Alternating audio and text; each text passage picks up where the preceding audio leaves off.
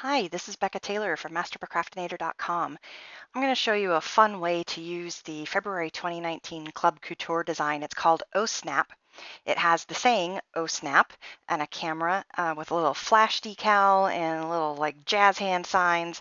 They're not jazz hands, they're just like little lines, but it also comes with this really sweet sentiment that says collect moments, not things.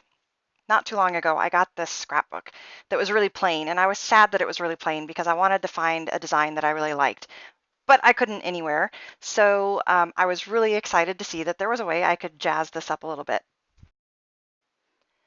The colors that I chose to use are Couture Coral, Bright White, Black Velvet, and Shimmer Silver. Um, I recommend that as you are getting started, you get all your supplies together before actually laying down the transfer and starting your design.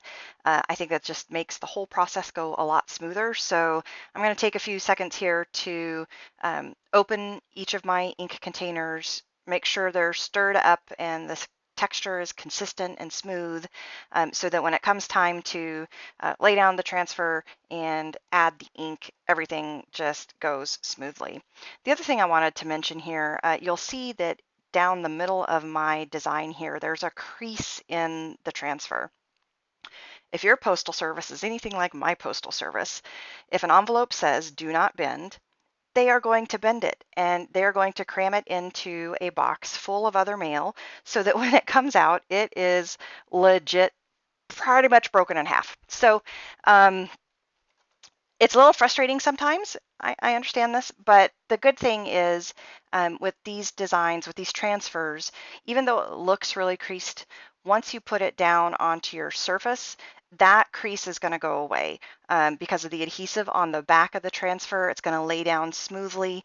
And then as you continue to use the transfer, you'll notice that that crease is just sort of working its way out of the material. So generally speaking, if your transfer arrives bent in half like this one was, don't worry about it. It is still completely usable. So off camera, I am applying the transfer to a towel to fuzz it up some. So the reason we do this is to make sure that the adhesive on the back of the transfer does not bond to your material too much. This album is kind of a leather surface, so it's very smooth texture. It's not the stippled leather, it's just the flat leather. And so that's why I wanted to make sure that I had plenty of fuzz on this, because the smoother the texture of your surface, the more the adhesive sticks. And when your transfer is full of ink, pulling that up when it's really sticky can get a little messy. And just a note here too, when you're working with the inks, at least I try to be a lot more careful than I am with the chalk, because the ink is designed to be a permanent design, whereas the chalk is meant to be temporary. So if you dribble the ink, it's a lot more likely to stain your project than the chalk is. So I've laid a real thin layer of ink down onto the transfer, and now I'm using the squeegee to scrape away all of the excess. And you can just scrape the squeegee on the side of your jar so that you don't have to waste all of this extra ink. You can put it back into the jar and use for the next project.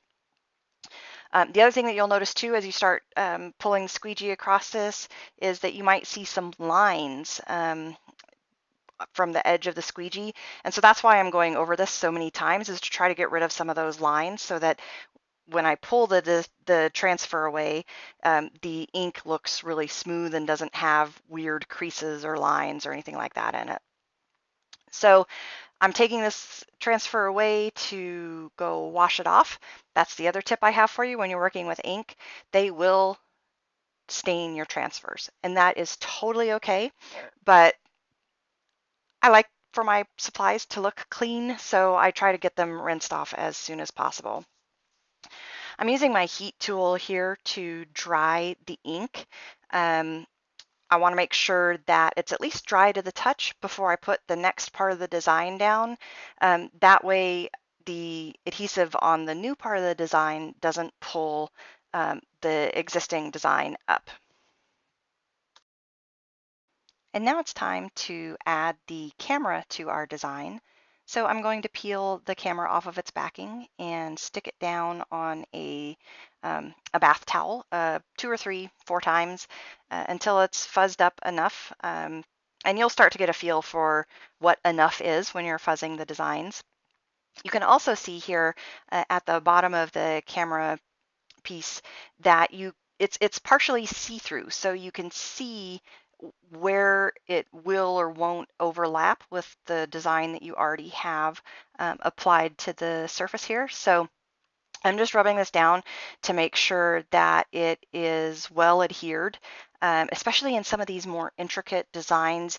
I find it's good to go, use your finger and press down a little bit on the intricate parts of the design to make sure that it sticks, because if it doesn't stick, then the ink kind of pushes under the screen, and then it just comes out as a blob and you don't get to see the pretty intricate design that's there.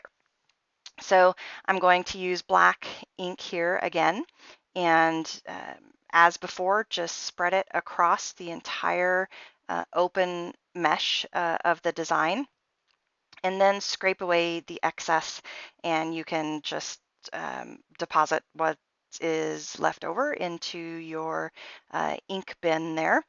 And you can see here on the edge, I've gone over the edge of the transfer onto the album a little bit, so I have a wet wipe handy at all times. And because it was still really wet and I hadn't applied any heat, I was able to wipe it up really easily. When you're ready to pull it up, then you just pull the transfer straight up. Don't pull it towards you or roll it over on itself. That's a good way to get your ink on your surface where you don't want it, and also a good way to have the transfer fold in on itself. And sometimes if you get the adhesive side sticking to the adhesive side, it kind of messes with how well it sticks the next time around. And once again, I'm using my heat gun to dry the ink before I go on any further.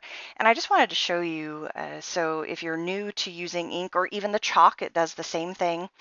I want to show you how you know when it's dry. Here on the left is freshly applied ink. It has a little bit of shine or gloss to it. Same with our Chalkology paste. It does the same kind of glossy finish when it's wet. And on the right hand side, you'll see it gets a real matte finish when it's dried. So when you see the whole design is matte, that's when you know you can continue. So now I'm going to apply the collect moments, not things saying. Once again, I'm just showing you the crease that was in the transfer from the mailing, but you'll see once I lay it down on the surface, it is completely flat. You don't have to worry about it.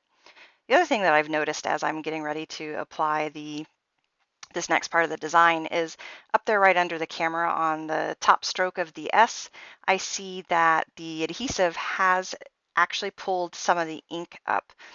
So what I'm going to do is use those backing sheets as sort of a mask as I'm applying this next part of the transfer, so that I can protect the ink that's already there without damaging the transfer or the surface or the ink. So I just align the transfer the way I want it, and then using the glossy side up of the transfer backing, just slip that under the transfer, of course being sure that I can't see it through the screen, because the screen is the design that needs to lay down. And then once I have those put in place, I'm just working to make sure that all of the little letter areas of the design are adhered enough to the leather that the design will come out all right. And so for this piece, I'm going to use the Couture Coral and just spread a little bit along the transfer and use my squeegee to lay it down and pick up the extra to scrape back into the ink bin. Okay, with the banner saying applied and dried, I'm going to move on to the starburst for the flash area of the camera. I'm going to use the same masking technique with the transfer backing and use the white ink for this starburst. I'll apply the ink, remove the transfer, dry it, and then do the same thing for the starburst lines, which I'll apply at the top left of the design and the bottom right using the shimmer silver ink. I'm going to speed up the rest of the video for the application since I've already shown you the technique I used for the masking. This way you can at least see the placement and everything for the rest of the design. Once all of this ink is dry to the touch, I'm going to take it to my heat press and heat set the ink. Again, the ink is permanent once it's been heat set, so that was one thing I wanted to test with this, was to see if I could use the heat press on the album, and it worked great. I had the heat press set to 300 degrees, and I pressed the design for 15 seconds, let it cool for a second or two, and then pressed it again for 15 seconds. And you know that the ink is set when you can see the texture of your surface through the ink. So you can see here just the small little pebbles and dipples of the leather. You can see that the ink has sort of taken on that same texture. That's when you know it's set. So here is a picture of the final product. I hope you've enjoyed this lesson, and I hope you are able to design an album cover that you enjoy as much as I enjoyed this. Happy crafting!